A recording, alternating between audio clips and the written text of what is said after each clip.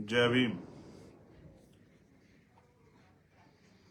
जय भारत, जय संविधान,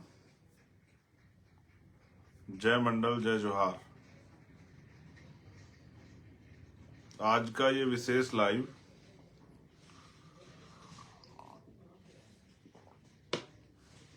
दो तीन महत्व विषयों को लेके है, जो महत्वपूर्ण विषय हैं उनको लेके। और मैंने इस महसूस किया कि ये समय ऐसा है कि सभी लोग, जो नॉर्थ के लोग हैं जहां पर इस समय सर्दी है, वो अपने घरों में बिस्तरों में पहुंच जाते हैं और अपनी समय का सदुपयोग वो इस लाइव को सुनकर और इस लाइव में मेरे द्वारा जो बातें कही जाएंगी उनको जानकर अमल में लाके कर सकते हैं। सम्मानित बहुजन समाज के बहनों भाइयों, मेरे सम्मानित बुजुर्गों, छोटे भाइयों, छोटी बहनों, आज का ये विशेष लाइव संविधान सभा को लेकर है। उसके साथ साथ कुछ और बातें भी मुझे आज बहुजन मिशन मूवमेंट के साथियों से कहनी है। और ये सब बातें, इन सब बातों की अहमियत है।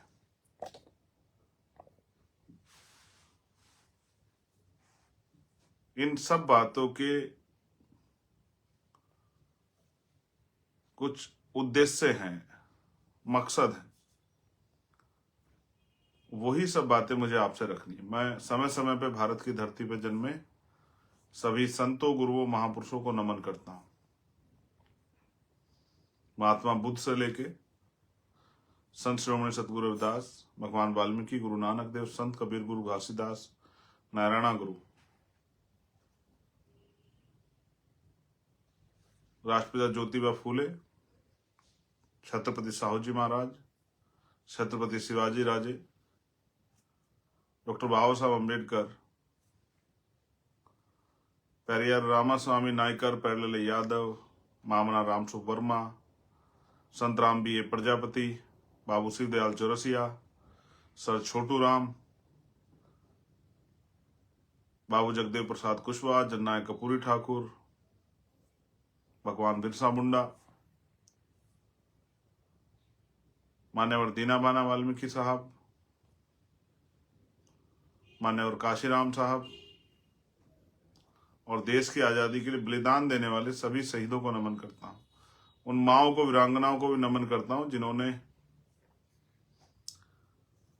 सामाजिक परिवर्तन के आंदोलन में या महिलाओं पे जो गुलामी थोपी गई थी उसके विरोध में आंदोलन में हिस्सेदारी की। माँ जिजाऊबाई, माँ सावित्रीबाई फूले, माँ फातिमा शेख, माँ अहिल्याबाई होलकर, माँ अवंतिकाबाई लोधी, माँ झलकारी बाई, माँ फूलन देवी, और भी सभी जो वीरांगनाएं हुई, माँ रमाबाई हूं, मैं उन सबको भी नमन करता हूं। ये वो सब महान मूर्तियां हैं जिनका हमारे जीवन में ऋण है, कर्ज है जिनका हमारे ऊपर। बहुत सारे और भी महापुरुष हैं जिनका योगदान है। सभी के नाम बारी बारी लेने में असमर्थ हूं, लेकिन ये विशेषकर वो महान विभूतियां हैं जिनमें चौधरी चरण सिंह जी भी हैं, जिन्होंने अपने जीवन का एक बहुमूल्य समय कमजोर, हक वंचित, किसान, नौजवान, कमेरा, मेहनतकश महिलाओं की तरक्की के लिए लगाया और उन्होंने समाज को दिशा दी। किसी को, महापुरुष को जानने के लिए उसकी जाति की जरूरत नहीं है, उसके कर्मों को, उसके कार्यों को अगर आप पढ़ोगे तो शायद आपको एहसास हो जाएगा कि वो क्या चाहते थे। आज का तो समय जाति का समय है, धर्म का समय है। हम जाति के आधार पर नेता बनाते हैं और जाति के आधार पर नेता मानते हैं। हम कर्म के आधार पर ना नेता बनाते हैं, ना कर्म के आधार पर नेता मानते हैं। बहुजन समाज के लोगों को तो आदत है, मेरे एक साथी कहते हैं कि चींटी चींटी के पीछे चलती है और भेड़ भेड़ के पीछे चलती है। यानी कि जो पशु हैं, बकरी है, चींटी है, भेड़ है, उनमें भी यूनिटी है, वो एक दूसरे के पीछे चलती है। लेकिन बहुजन समाज के लोग क्या तो मनु के सिद्धांत को मानने वाले मनुवादियों के पीछे चलते हैं, उसमें अपने आप को गौरवान्वित महसूस करते हैं, या अलग अलग चलते हैं, उसमें अपने आप को गौरवान्वित महसूस करते हैं, एक दूसरे के पीछे नहीं चल सकते। जबकि वो चींटियां भी एकता की शक्ति को समझती है। सम्मानित प्यारे साथियों, पूरे देश से बहुजन समाज के जुड़े नौजवान भाइयों बहनों, देश कठिन दौर में है, लेकिन ऐसा नहीं कि इस दौर से निकलेगा नहीं, ऐसा नहीं कि इस दौर में ही रुक जाएगा, ठहर जाएगा। बस निकालने के लिए सच्ची निष्ठा, संकल्प और समर्पण की जरूरत है। दुनिया में कोई काम ऐसा नहीं है जो नामुमकिन हो, और इतिहास इसका बात का गवाह है। जब आप दुनिया की हिस्ट्री पढ़ोगे, दुनिया बदलने वाले लोगों को पढ़ोगे, तो आपको एहसास हो जाएगा दुनिया में कोई काम नामुमकिन नहीं है। और किसी माँ के पेट से कोई योद्धा जन्म नहीं लेता। संघर्ष, उसकी मेहनत, उसका त्याग, उसका समर्पण, उसकी ईमानदारी उसको योद्धा बनाती।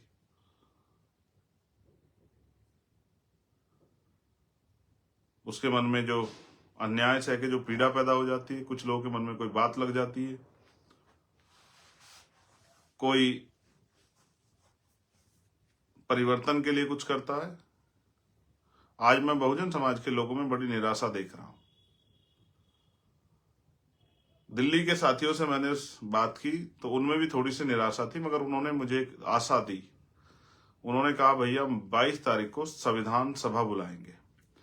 इस तारीख को जरा सा आप गौर कीजिए। बहुजन समाज के लोगों से मेरा आग्रह है, वैज्ञानिक दृष्टिकोण रखने वाले, तार्किक दृष्टिकोण रखने वाले और मानवता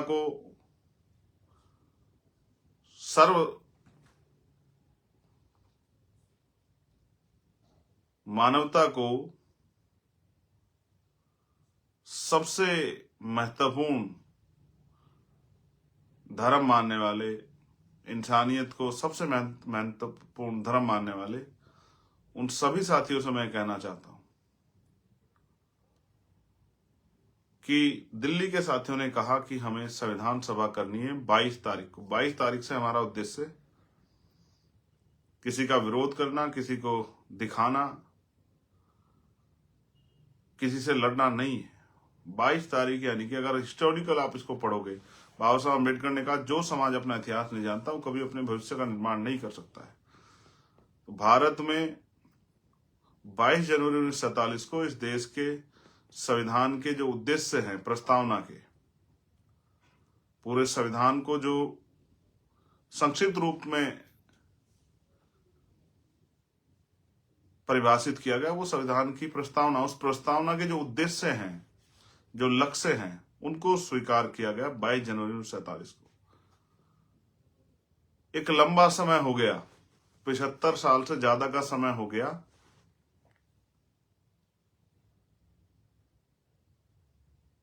संविधान को अपने स्वरूप में आए, और अभी तक हम इस चर्चा के लिए संविधान सभा ने बुलाई कि हम चर्चा करें कि जो संविधान के लक्ष्य थे, उद्देश्य थे, उन पर अभी 75 साल के लगभग हम कहां तक पहुंच पाए। क्या अवसर की समता मिल पा रही है? समता मूलक समाज बन पाया है? धर्म के आधार पे, धन के आधार पे जो गैर बराबरी वो खत्म हो गई है? सभी को अपने धर्मों को मानने के लिए जो उपासना की स्वतंत्रता, प्रतिष्ठा और अवसर की समता का जो सिद्धांत था, वो कहां तक पहुंच पाया है? और वो जो पहली लाइन, हम भारत के लोग, क्या वास्तविकता में हम सब लोग भारत के लोग बन पाए हैं? क्योंकि राष्ट्र का जो सपना था, वो दीवारें नहीं थी।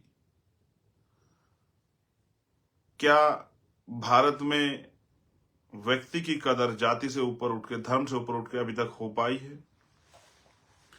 और क्या भारत उन ऊंचाइयों को छू रहा है जिन ऊंचाइयों को छूने के लिए भारत की, एक आजाद भारत की कल्पना की गई थी?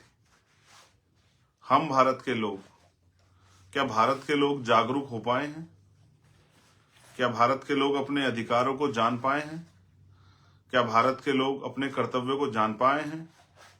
उनकी इस देश के प्रति कर्तव्य क्या हैं, क्या उनको समझ पाए हैं?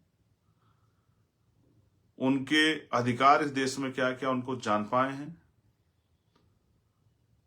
उनका कौन सा व्यवहार उचित है, क्या इस बात को समझ पाए हैं? कौन सा व्यवहार अनुचित है, क्या इस बात को पे वो सावधान हो पाए हैं?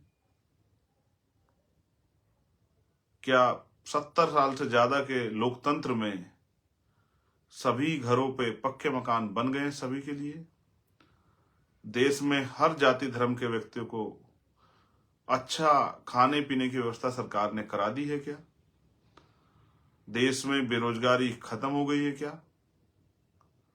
देश में महंगाई खत्म हो गई क्या, काबू में आ गई है क्या? रेप होना देश में बंद हो गया है क्या? जाति के आधार पे हत्या होनी बंद हो गई है क्या? जो किसान हैं उनकी आय दोगुनी हो गई है क्या?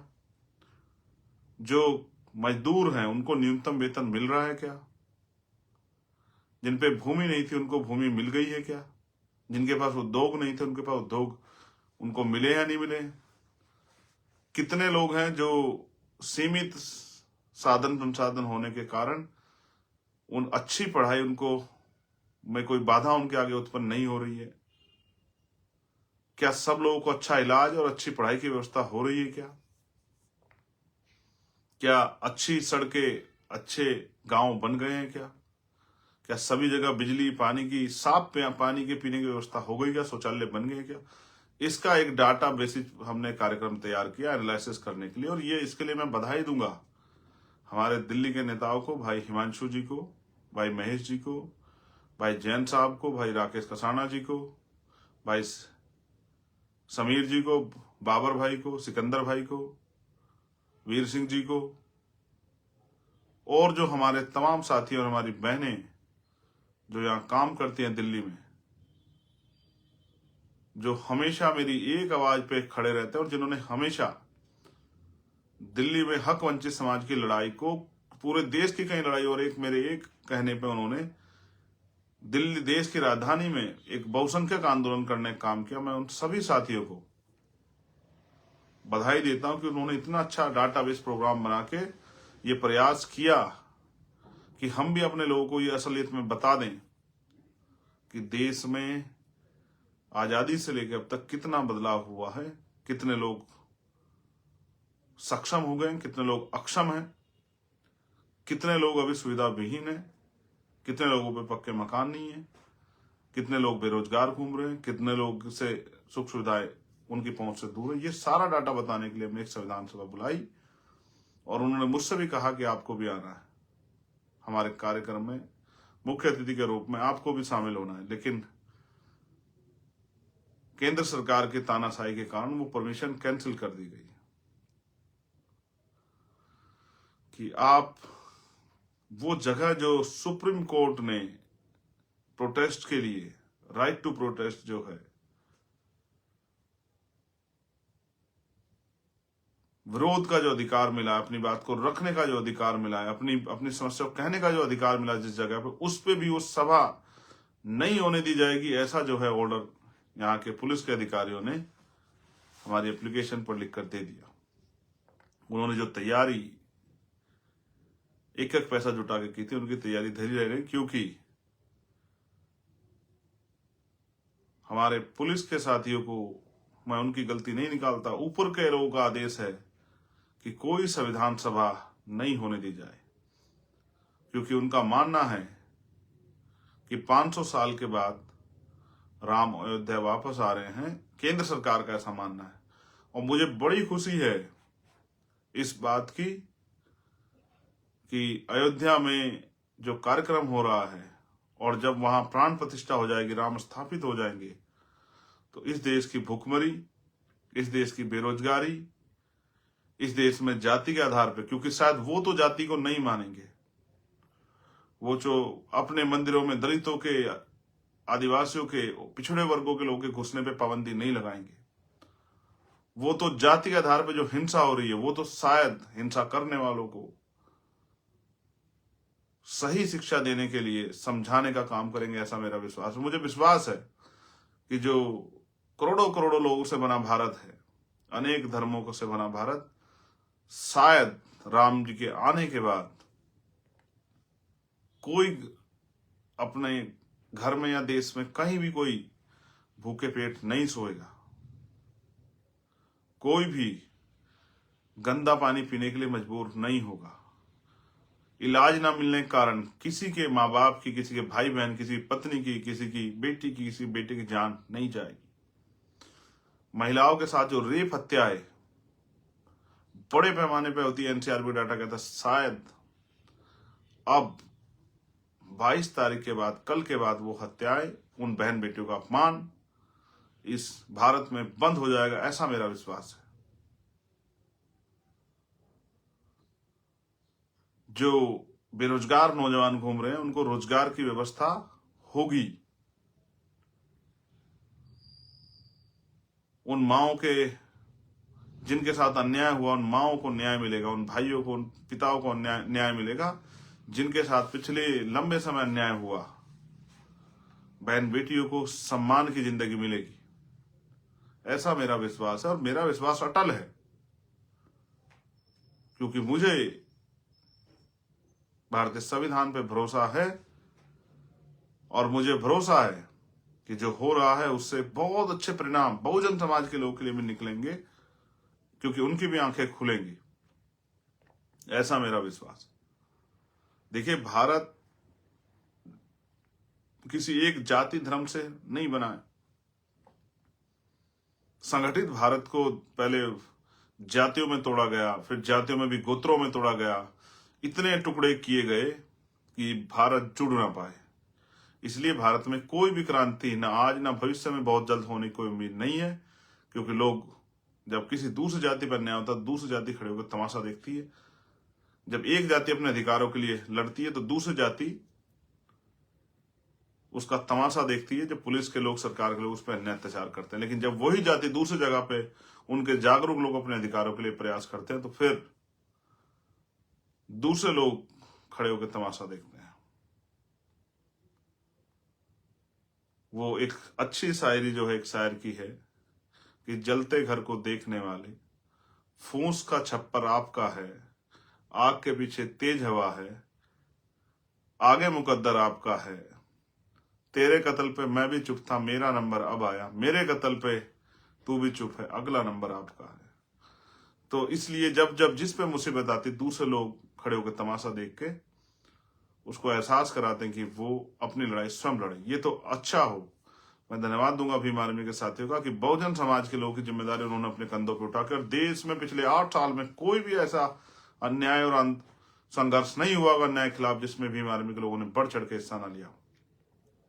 तो पहला विषय मेरा ये है संविधान। मैं कल आपसे आग्रह करूंगा बहुजन समाज के लोगों से, एक बार भारतीय संविधान की प्रस्तावना को जरूर पढ़ें। किसी को दिखावे के नहीं, अपने लिए पढ़ें, कि जानकारी हासिल करें और महसूस करें कि जिन लोगों ने संविधान में आस्था, विश्वास, जिन लोगों ने संविधान को लेकर भारत का, बिना भारत संविधान के भारत का सपना पूरा नहीं हो सकता है, बिना संविधान के भारत की कल्पना नहीं हो सकती है, और बिना संविधान में मिले हुए अधिकारों के बदौलत इस देश में धार्मिक जो मान्यताएं हैं, उनके जो अधिकार हैं वो भी नहीं हो सकते हैं। इसलिए हम पुनः, और मुझे और उन सब लोगों को भी जो कल 22 तारीख का उत्सव मना रहे हैं, उन सबको भी भारतीय संविधान का धन्यवाद देना चाहिए। और साथ साथ मैं आपसे ये कहूंगा कि क्योंकि अभी तक हम लोग संविधान के उन प्रस्तावना के उन उद्देश्य संकल्पों से बहुत मीलों पीछे हैं, तो हमें ये भी तय करना चाहिए कल एक अच्छे दिन पर कि भाई हमें इस देश के संविधान की जो संकल्प था, उद्देश्य थे, उसको भी पूरा करना है। मेरा अटल भरोसा है कि आपके दिमाग में जो चल रहा है कि भाई क्या होगा क्या होगा, मैं आपको विश्वास से कहता हूं जो कुछ हो रहा है वो हमें जागरूक करने के लिए, समझदार बनाने के लिए, हमें तैयार करने के लिए हो रहा है। हमें तैयार होना चाहिए। मैं तो ये मानता हूं जिनका राज होता है उन्हीं का धर्म होता है, जिनका राज नहीं होता उनका धर्म भी नहीं होता है। इसलिए मेरी आपसे अपील है बहुजन समाज के सभी बुद्धिजीवियों से, कर्मचारियों से, नौजवानों से, उद्यमियों से, कि निराश ना हो, किसी भी बात से निराश ना हो। ये भारत लोकतांत्रिक देश है। राजनीतिक ताकत आती है, जाती है, लेकिन राजनीतिक ताकत का प्रयोग अगर जनहित में हो तभी लोकतंत्र में देश तरक्की कर सकता है। और अगर चंद पूंजीपतियों के लिए, चंद ताकतवर लोगों को ताकतवर करने के लिए राजनीतिक शक्तियों का प्रयोग होने लगे तो फिर लोकतंत्र मजबूत नहीं होता, लोकतंत्र कमजोर होता है। जब अब विरोध की आवाज को कुचल दिया जाए, गोलियों से उसका स्वागत किया जाए, उस पर लाठियां भांजी जाए, झूठे मुकदमे लगा के जेल में डाल दिया जाए, तो फिर जो है लोकतंत्र की हत्या होती है। असल लोकतंत्र वही जहां अभिव्यक्ति की आजादी है। मैं सीमाएं समझता हूं कि आपको किसी धर्म का उपहास उड़ाने की, किसी के ऊपर टिप्पणी करने का कोई अधिकार नहीं है, लेकिन संवैधानिक रूप से अपनी बात को रखने का अधिकार भी संविधान हमें देता है। वही संविधान जिसने इस देश में आस्था के प्रतीक राम जी को न्याय दिया, वही संविधान आपको और मुझको भी हमारी धार्मिक आजादी, इस देश के मुसलमानों को, ईसाइयों को, बौद्धिस्टों को, जैनों को, आदि धर्मियों को अपने धार्मिक आजादी को भी देता है। और फिर मैं कहूंगा, बाबा साहब अम्बेडकर ने कहा कि सिर्फ विरोधी होने के नाते विरोध करना, मैं इससे सहमत नहीं हूं। मैं बिल्कुल इससे सहमत नहीं हूं कि अगर हम किसी के विरोधी हैं तो उसका इस बातें विरोध करें कि जो सही हो उस पर विरोध करें। मैं सिर्फ आपको, आपकी आंखें इसलिए खोलना चाहता हूं कि आप हालातों को समझिए। इस देश में सरकारी नौकरियां खत्म है, महंगाई कमर तोड़ रही है। सर, पहले कमजोर वर्गों के लिए स्कॉलरशिप आती थी, उनके लिए अच्छे छात्रावास बने हुए थे, उनके लिए हायर एजुकेशन का बजट आज सब खत्म हो गया है। स्कूल बंद किए जा रहे हैं, अच्छे हॉस्पिटल नहीं बन पा रहे हैं, हॉस्पिटलों में इलाज नहीं है, पीने के लिए साफ पानी की व्यवस्था भी नहीं है। एक मेरे साथी ने मध्य प्रदेश का एक सर्वे दिया था कि अभी भी मध्य प्रदेश में गादला पानी, गंदा पानी पीने के लिए लोग मजबूर हैं, कच्चे घरों में रहने के लिए लोग मजबूर हैं। और मैंने भी प्रयास किया था मध्य प्रदेश के लोग मेरा साथ दें, लेकिन अभी शायद उनको ने वो विश्वास नहीं जगाया जो विश्वास उनको जगाना चाहिए था। कोई बात नहीं, हम लोग प्रयास करते रहेंगे निरंतर। एक सबसे बड़ा मसला ईवीएम का, तो मैंने कहा कि राजा की जान तोते में है। अब उस तोते से भी, उस तोते को भी ठीक करके भारतीय लोकतंत्र की व्यवस्था करने का समय आ गया है। और फरवरी में हम लोग एक बड़ा, अभी जल्दी हम लोग एक नेशनल मीटिंग बुला के फरवरी में एक बड़ा डिसीजन लेंगे और जनमत जुटा के एक बड़ा आंदोलन, अनिश्चितकालीन आंदोलन हम लोग दिल्ली में जंतर मंतर या रामलीला मैदान पे जहां भी उपयुक्त होगा वहां करना शुरू करेंगे। और एक एक चीज फैक्ट के साथ लोगों के सामने रखेंगे किस तरह से लोगों की वोटों की चोरी हो रही। और इससे बचाव सिर्फ हम पे सिर्फ समस्या नहीं है, इसका रोकथाम, इसको फेयर करने की व्यवस्था भी हम पे है।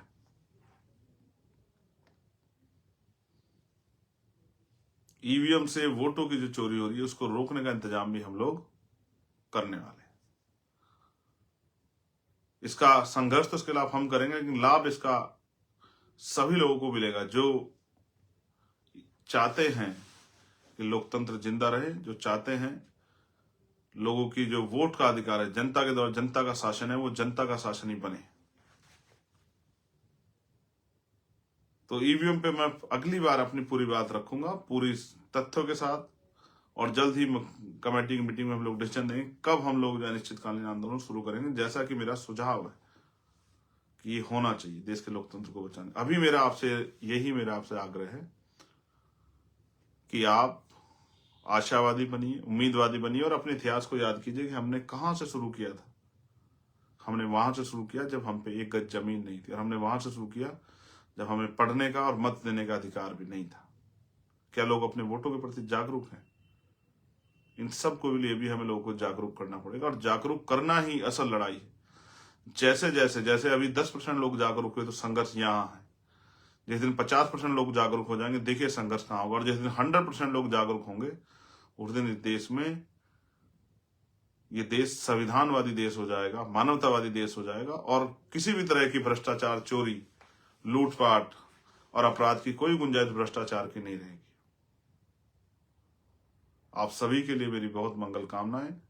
आप सभी के लिए मंगल कामनाएं। स्वस्थ रहिए, दीर्घायु रहिए, कानून का पालन करते रहिए। और एक अपील मेरी अपने उन सभी भाइयों से जो लोग हमारे साथ मिलकर राजनीतिक लड़ाई लड़ रहे हैं, उनसे मेरा आग्रह है कि वो राजनीतिक काम पे ध्यान दें। और राजनीतिक काम किसी का उपवास उड़ाना, किसी पे टिप्पणी करना, किसी को बुरा कहना नहीं होता। अपने काम को, अपनी योजनाओं को लोगों के बीच बताना होता है, तभी आप लोग राजनीतिक तरक्की कर सकते हैं। अभी मुझे इस बात का बड़ा दुख है कि बहुजन समाज के लोग सिर्फ काउंटर कर रहे हैं कि कोई दूसरे व्यक्ति ने, विपक्ष के किसी व्यक्ति ने जिनसे वो लड़ रहे हैं, उन्होंने कुछ किया और आप उसके विरोध में कुछ करते नजर आते हैं। ये इससे मैं सहमत नहीं हूं। इसका मतलब तो आप तो पहले से पीछे चल रहे हैं। आप अपनी पॉलिसी बनाइए, आप अपनी पॉलिसी को लागू कीजिए, आप अपने तरीके से काम कीजिए, फिर विरोधियों को सोचने दीजिए, राजनीतिक विरोधियों की, वो आपको काउंटर कैसे करें। आप अगर ये सोचते रहेंगे कि पहले वो कुछ करेंगे फिर हम कुछ करेंगे, तो आप पीछे ही रहेंगे। इसलिए आप सबसे आग्रह है कि किसी पे अशोभनीय, धार्मिक, तमाम तरह की टिप्पणी करने से बचें। और अपने शुभ चिंतकों से मैं कहूंगा, जो लोग आजाद समाज पार्टी, भीम आर्मी के अच्छा सोचने वाले लोग हैं, उनसे मेरा आग्रह है कि वो कमर कसें, क्योंकि अब संघर्ष बड़ा होने वाला है और बड़े संघर्ष के लिए हम लोग तैयार हैं। संवैधानिक तरह से लोगों को जागरूक करेंगे, ज्यादा लोगों को जागरूक करके वास्तविक लोकतंत्र को बहाल कराने के लिए हम लोग मेहनत करेंगे। धन्यवाद। वास्तविक लोकतंत्र, जिसकी जितनी संख्या भारी उसकी उतनी हिस्सेदारी है। 100% सरकारी सिस्टम, और उस सरकारी सिस्टम में 100% लोगों के लिए रोजगार और सुख सुविधा दिलाने की व्यवस्था। जैसा मैंने कई बार आपको समझाया भी कि सभी के लिए बेहतर से बेहतर पढ़ाई, बेहतर से बेहतर इलाज, उद्योग करने के लिए सुविधाएं, विदेश पढ़ने के लिए सुविधाएं, नौकरी करने के लिए सुविधाएं, और सोशल सिक्योरिटी। जो व्यक्ति नहीं कमा रहा है उस आदमी को भी बेरोजगारी भत्ता मिले, जब तक सरकार उसके लिए किसी रोजगार का प्रबंध नहीं कर देती। देश में खुशहाली आए, हर व्यक्ति, हर जाति धर्म का व्यक्ति खुशहाल हो, ऐसी जो है, ऐसा एक मजबूत प्रदेश और देश बने, उसके लिए हम सब लोगों को मिलकर संघर्ष करना है। सभी बहन बेटियों का सम्मान हो और सभी के लिए नए रास्ते खुले, नए अवसर बने, और गरीबी के कारण किसी के सपने ना कुचले जाए, कोई भूख से, कोई बीमारियों से ना मरे, कोई सर्दी, कोई ज्यादा गर्मी से ना मरे, और कोई ऐसा ना हो जिसको सड़क पे खड़े होकर भीख मांगनी पड़े, और कोई ऐसा ना हो जिसके पास इतने साधन हो कि उसके लिए लोगों के जीवन का कोई मोल ना हो। बहुत बहुत धन्यवाद। जय भीम, जय भारत, जय मंडल, जय जोहार, और आप सभी के लिए मंगल कामनाएं। भारतीय संविधान जिंदाबाद। हम सबको मिलकर भारतीय संविधान के लक्ष्य और उद्देश्य को स्थापित करना है, इस देश के संविधान को पूर्ण रूप से लागू कराना है, और समतामूलक समाज बना के अखंड भारत, सम्राट अशोक के सपनों का भारत बनाने के लिए हमें काम करना है। धन्यवाद।